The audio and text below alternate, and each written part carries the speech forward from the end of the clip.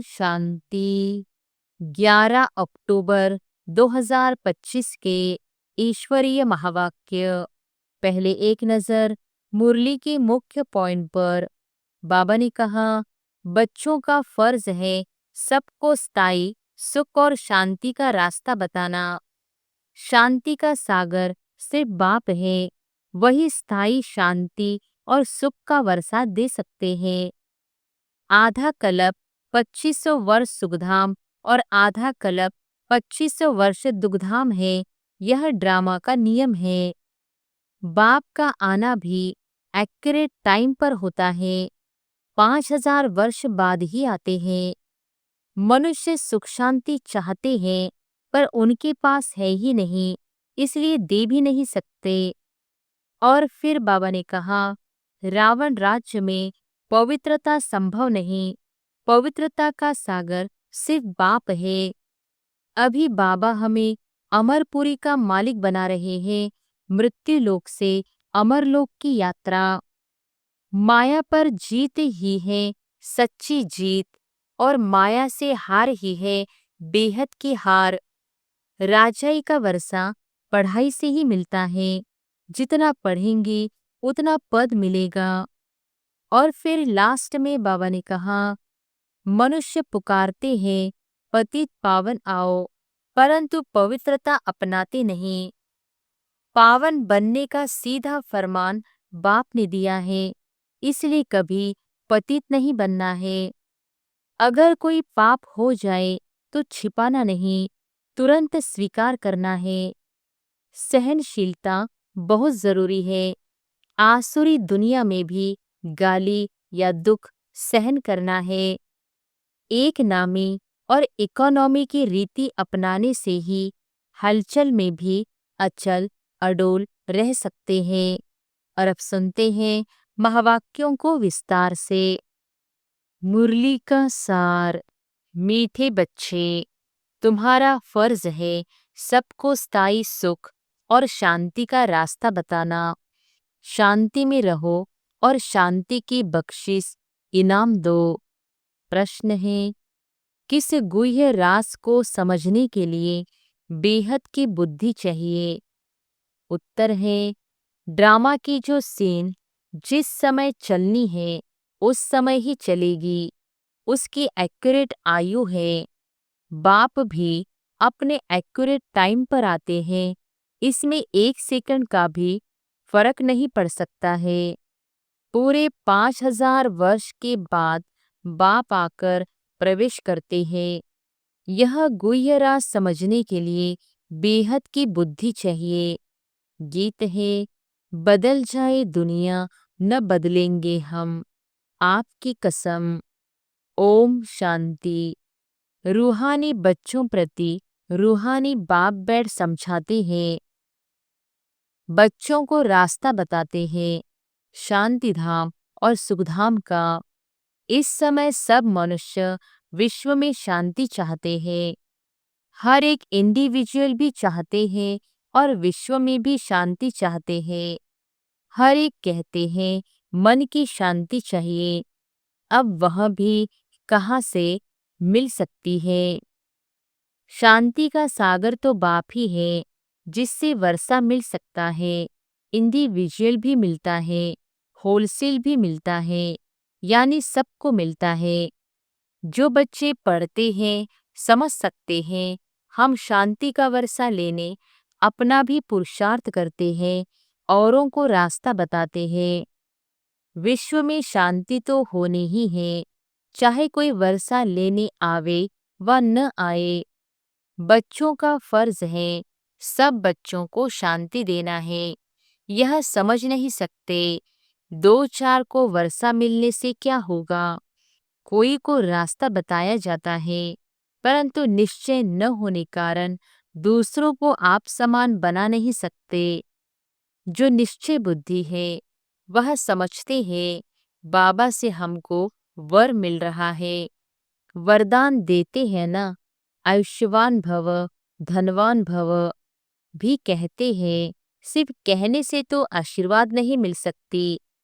आशीर्वाद मांगते हैं तो उनको समझाया जाता है तुमको शांति चाहिए तो ऐसे पुरुषार्थ करो, मेहनत से सब कुछ मिलेगा। भक्ति मार्ग में कितनी आशीर्वाद लेते हैं, माँ बाप टीचर गुरु आदि सबसे मांगते हैं हम सुखी और शांत रहे, परंतु रह नहीं सकते क्योंकि इतने ढेर मनुष्य हैं, उनको सुख शांति मिल कैसे सकती। गाते भी हैं शांति देवा, बुद्धि में आता है हे परमपिता परमात्मा हमको शांति की बख्शिश करो। वास्तव में बख्शिश उसको कहा जाता है जो चीज उठाकर देवे। कहेंगे यह तुमको बख्शिश है, इनाम है। बाप कहते हैं बख्शिश कोई कितनी भी करते हैं, धन की, मकान की, कपड़े आदि की करते हैं, वह हुआ दान पुण्य अल्पकाल के लिए। मनुष्य मनुष्य को देते हैं, साहूकार गरीब को अथवा साहूकार साहूकार को देते आए हैं, परंतु यह तो है शांति और सुख स्थायी। यहाँ तो कोई एक जन्म के लिए भी सुख शांति नहीं दे सकते क्योंकि उनके पास है ही नहीं। देने वाला एक ही बाप है, उनको सुख शांति पवित्रता का सागर कहा जाता है। ऊंच से ऊंच भगवान की ही महिमा गाई जाती है, समझते हैं उनसे ही शांति मिलेगी। फिर वह साधु संत आदि पास जाते हैं क्योंकि भक्ति मार्ग है ना, तो फेरा फिराते रहते हैं। वह सब है अल्पकाल के लिए पुरुषार्थ। तुम बच्चों का अभी वह सब बंद हो जाता है। तुम लिखते भी हो बेहद के बाप से 100% पवित्रता सुख शांति का वर्षा पा सकते हो। यहाँ 100% अपवित्रता दुख अशांति है, परंतु मनुष्य समझते नहीं। कहते ऋषि मुनि आदि तो पवित्र है, परंतु पैदाइश तो फिर भी विष से होती है ना। मूल बात ही यह है, रावण राज्य में पवित्रता हो न सके। पवित्रता सुख आदि सबका सागर एक ही बाप है।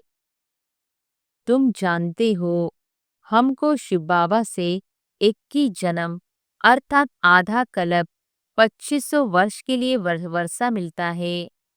यह तो गारंटी है। आधा कल्प सुखधाम, आधा कल्प है दुखधाम। सृष्टि के दो भाग हैं, एक नई एक पुरानी, परंतु नई कब पुरानी कब होती है यह भी जानते नहीं। झाड़ की आयु इतनी एक्यूरेट बता न सके। अभी बाप द्वारा तुम इस झाड़ को जानते हो। यह 5000 वर्ष का पुराना झाड़ है। इनकी एक्यूरेट आयु का तुमको पता है। और जो झाड़ होते हैं उनकी आयु का किसको पता नहीं होता है, अंदाज बता देते हैं।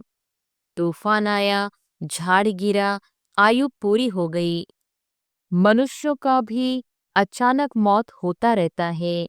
इस बेहद के झाड़ की आयु पूरे 5000 वर्ष है।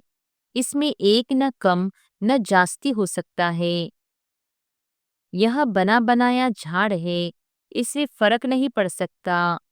ड्रामा में जो सीन जिस समय चलनी है उस समय ही चलेगी, हूबहू रिपीट होना है। आयु भी एक्यूरेट है। बाप को भी नई दुनिया स्थापन करने आना है, एक्यूरेट टाइम पर आते हैं।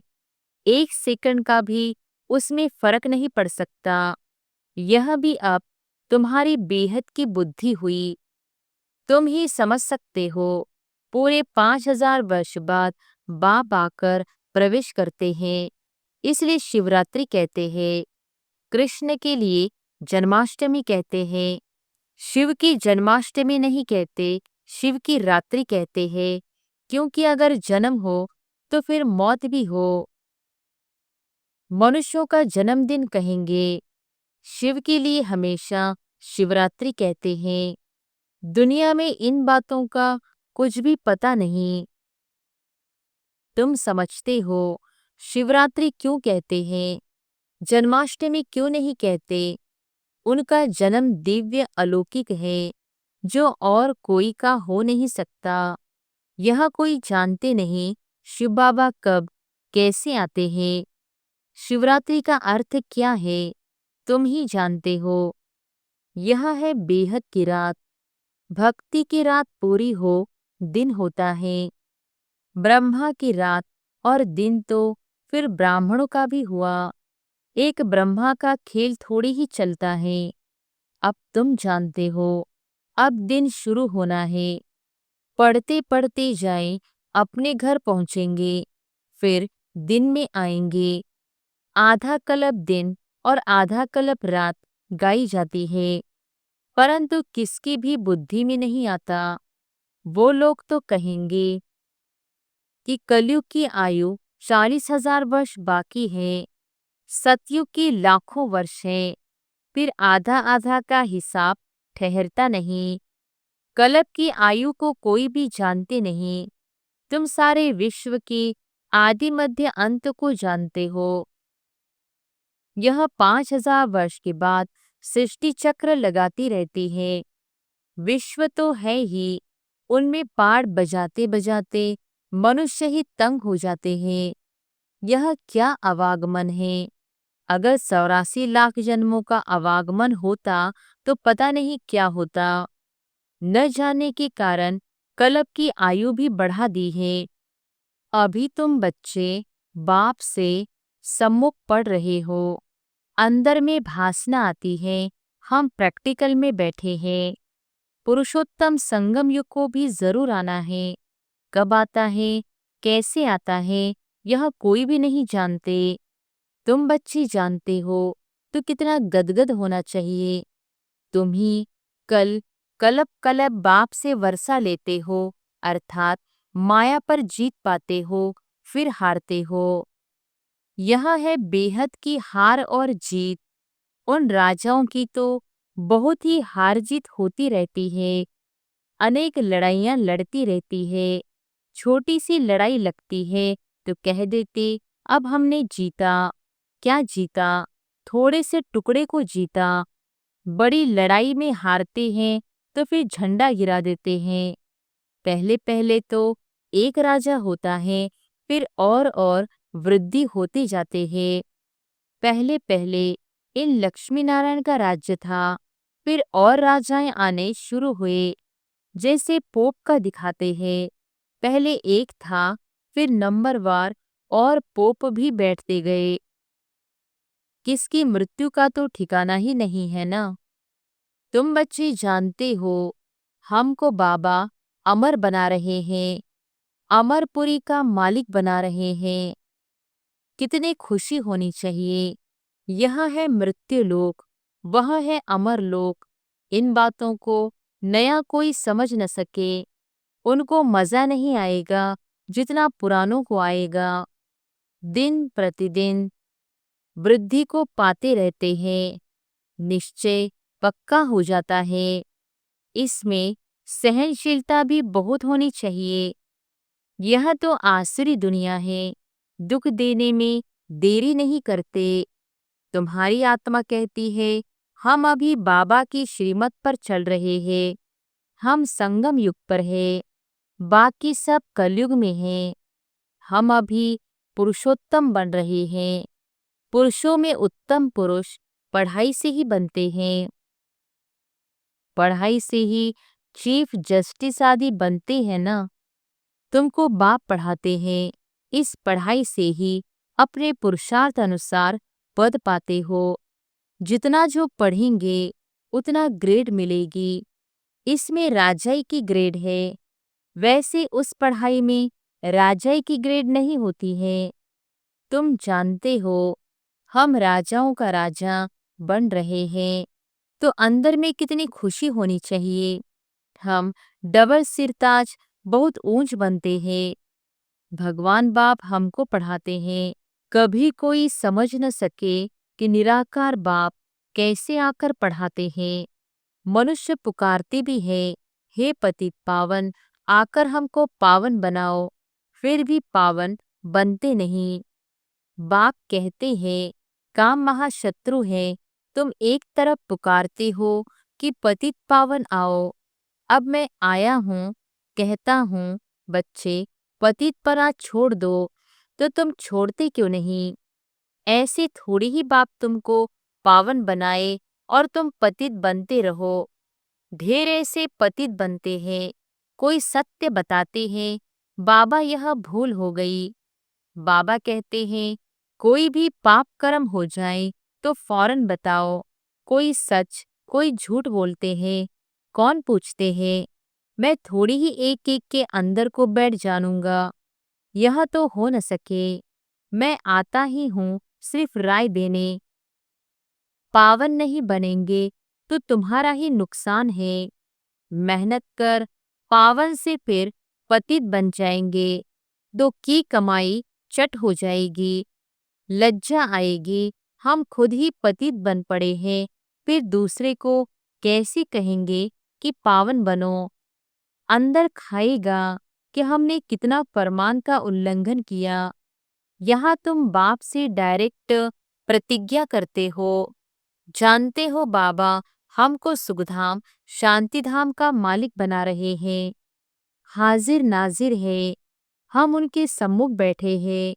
इनमें पहले यह नॉलेज थोड़ी ही थी, न कोई गुरु ही था जिसने नॉलेज दी। अगर गुरु होता तो सिर्फ एक को ज्ञान देंगे क्या? गुरुओं के फॉलोअर्स तो बहुत होते हैं ना, एक थोड़ी होगा। यह समझने की बातें है ना। सद्गुरु है ही एक, वह हमको रास्ता बताते हैं, हम फिर दूसरों को बताते हैं। तुम सबको कहते हो बाप को याद करो, बस ऊंचते ऊंच बाप को याद करने से ही ऊंच पद मिलेगा। तुम राजाओं के राजा बनते हो, तुम्हारे पास अनगिनत धन होगा, तुम अपनी झोली भरते हो ना। तुम जानते हो बाबा हमारी झोली खूब भर रहे हैं। कहते हैं कुबेर के पास बहुत धन था, वास्तव में तुम हर एक कुबेर हो। तुमको बैकुंठ रूपी खजाना मिल जाता है। खुदा दोस्त की भी कहानी है, उनको जो पहले मिलता था उसको एक दिन के लिए बादशाही देते थे। यह सब दृष्टांत है। अल्लाह माना बाप, वह अव्वल दिन रचता है, फिर साक्षात्कार हो जाता है। तुम जानते हो बरोबर हम योगबल से विश्व की बादशाही लेते हैं। अच्छा, मीठे मीठे सिकिलधे बच्चों प्रति मात पिता बाप दादा का याद प्यार और गुड मॉर्निंग। रूहानी बाप की रूहानी बच्चों को नमस्ते। धारणा के लिए मुख्य सार, पहली पॉइंट, इस आसुरी दुनिया में बहुत बहुत सहनशील बनकर रहना है। कोई गाली दे, दुख दे तो भी सहन करना है। बाप की श्रीमत कभी नहीं छोड़नी है।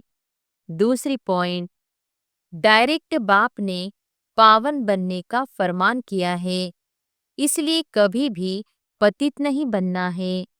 कभी कोई पाप हो तो छिपाना नहीं है। वरदान है, एक नामी और इकोनॉमी के पाठ द्वारा हलचल में भी अचल अडोल भव। एक नामी और इकोनॉमी के पाठ द्वारा हलचल में भी अचल अडोल भव। समय प्रमाण, वायुमंडल अशांति और हलचल का बढ़ता जा रहा है। ऐसे समय पर अचल अडोल रहने के लिए बुद्धि की लाइन बहुत क्लियर होनी चाहिए। इसके लिए समय प्रमाण टचिंग और कैचिंग पावर की आवश्यकता है। इसको बढ़ाने के लिए एक नामी और इकोनॉमी वाले बनो। एक नामी और इकोनॉमी करने वाले बच्चों की लाइन क्लियर होने के कारण बाप दादा के डायरेक्शन को सहज कैच कर हलचल में भी अचल अडोल रहते हैं। स्लोगन है, स्थूल सूक्ष्म कामनाओं का त्याग करो, तब किसी भी बात का सामना कर सकेंगे। अव्यक्त इशारे, स्वयं और सर्व के प्रति मनसा द्वारा योग की शक्तियों का प्रयोग करो। अभी मनसा की क्वालिटी को बढ़ाओ तो क्वालिटी वाली आत्माएं समीप आएंगी। इसमें डबल सेवा है, स्व की भी और दूसरों की भी। स्व के लिए अलग मेहनत नहीं करनी पड़ेगी। प्रारब्ध प्राप्त है, ऐसी स्थिति अनुभव होगी। इस समय की श्रेष्ठ प्रारब्ध है सदा स्वयं सर्व प्राप्तियों से संपन्न रहना और संपन्न बनाना। अच्छा, ओम शांति।